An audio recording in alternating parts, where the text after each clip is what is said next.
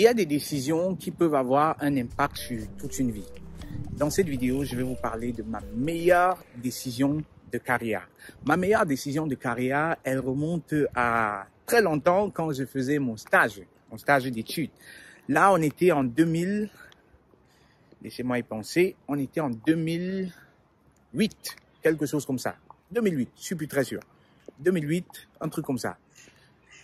C'était la meilleure décision de ma carrière parce que jusqu'aujourd'hui, cette décision me suit. C'est une décision qui a tracé ma carrière. C'est une décision qui a fait de moi ce que je suis aujourd'hui. C'est-à-dire que certains parmi vous, pour ceux qui ont écouté le live, ils ont déjà écouté cette histoire. Et je vais vous raconter cette belle histoire parce que elle m'inspire. Tellement elle m'inspire que je pourrais la raconter à qui veut l'entendre. Je pourrais la raconter tous les jours. Je devais faire mon stage FA, stage d'études. 5e semestre, je postule et il y a un laboratoire qui m'invite pour des interviews. En réalité, je postulais pour un work student. C'était même pas pour un stage. Je postulais pour un work student et pendant le work student, ils me disent, voilà, profil intéressant. Est-ce que ça t'intéresserait de faire autre chose qu'un work student? Je dis, oui. Il se trouve que je cherche également un practicum. Est-ce que un practicum, c'est intéressant pour vous? Parce qu'ils n'avaient pas d'annonce de practicum. Ils avaient des annonces de work student. Et puis, ils me disent, OK, très bien. On veut bien. Le work student, non, on ne va pas te donner le work student, mais un practicum, on peut le faire. Donc, ça tombe bien. Ils n'avaient pas d'annonce de practicum, mais ils m'embauchent pour un practicum. En même temps, il y avait une autre entreprise, une grosse entreprise, qui me donne le practicum du nom de Roche.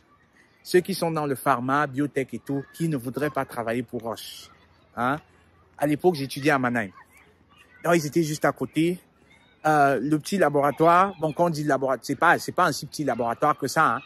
C'était la référence dans les chaînes de laboratoire. Donc, j'ai le choix entre les deux.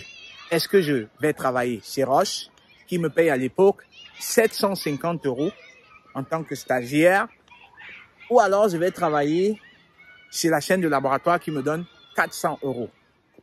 Décision difficile à prendre, surtout que j'avais des aérés de loyer. Donc, je me dis, il faut que j'aille travailler pour l'argent.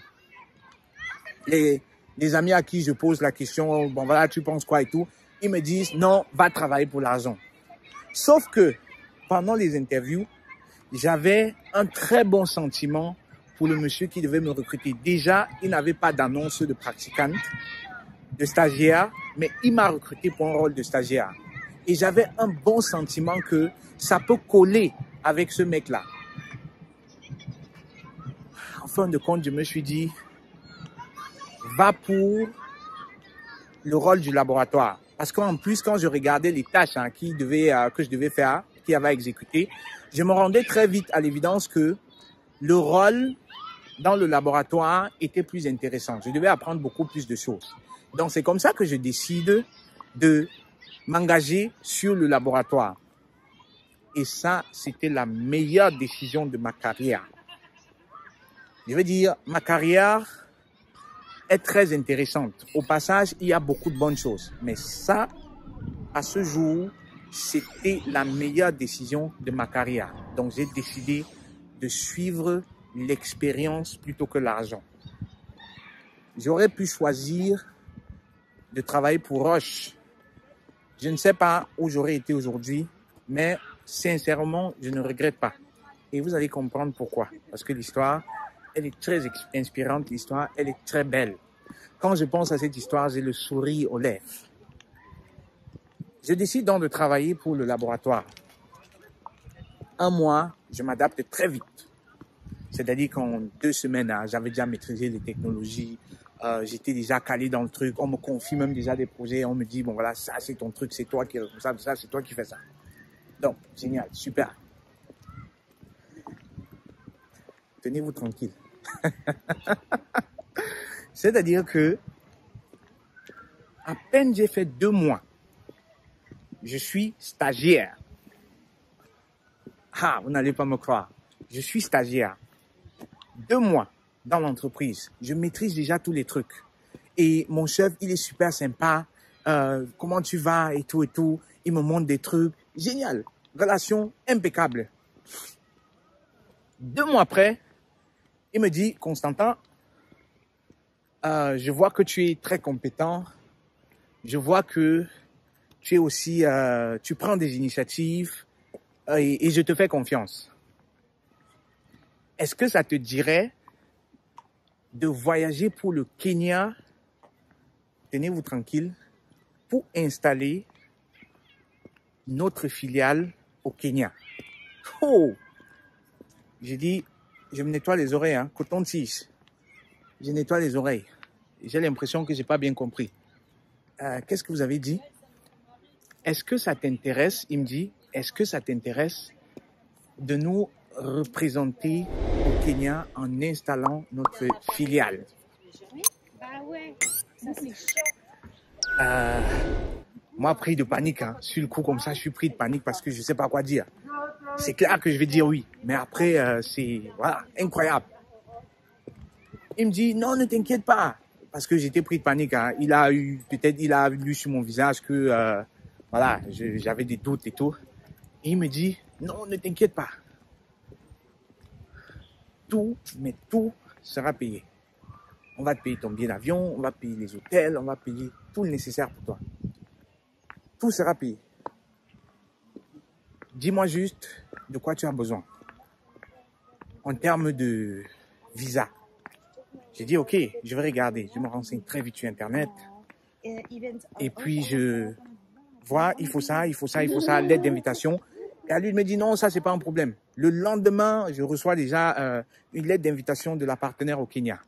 Il me dit, c'est imminent. Donc, tu me dis quand tu peux voyager. J'avais aucune responsabilité. À moi de lui dire, écoute, je peux voyager demain, c'est comme tu veux. 2 semaines après, j'atterrissais au Kenya. J'atterrissais au Kenya pour installer la filiale. Je dis bien, j'étais étudiant, j'étais stagiaire.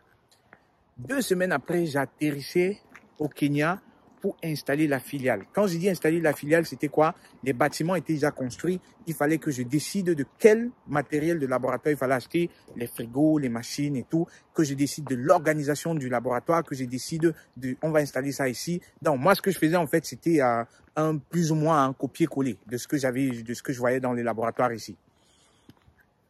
Le projet s'est très bien passé. Il était super content. Les partenaires au Kenya, super impressionnés, super contentes. J'ai formé les premiers clients là-bas à la technologie. Tout s'est bien passé. Et puis, je devais commencer le... Voilà. Je devais retourner. Salut. Bonjour, ça va? Ça va, merci. Donc, après, je devais faire le... Je pensais que je devais rentrer. Mais il me dit, tu as tellement bien fait le projet que on va t'envoyer dans notre filiale en Afrique du Sud pour faire plus ou moins pareil. Je vais en Afrique du Sud, je forme les laborantins, je forme les techniciens, ingénieurs de service sur les machines et tout, et tout, et tout. Parce qu'en réalité, je ne savais même pas ce qui se cachait derrière tout ça. Je ne savais même pas en ce moment que le laboratoire travaillait en étroite collaboration avec une entreprise qui, plus tard, se retrouve être mon premier employeur. Tenez-vous tranquille, hein, parce que cette histoire, elle est tellement inspirante, tellement intéressante. Donc, je vais en Afrique du Sud, je suis étudiant, c'est dans la même tournée. Après l'Afrique du Sud, on m'envoie à Madagascar. Je suis étudiant. C'est génial, hein, c'est fantastique, c'est incroyable. Quand je pense à ça aujourd'hui, c'est incroyable. Donc, je fais comme ça pratiquement 1 mois et demi, Kenya, Madagascar et Afrique du Sud. Je réalise les projets, parfait, tout se passe bien. Et puis, je retourne donc. Oh, il y a pas mal de pigeons ici.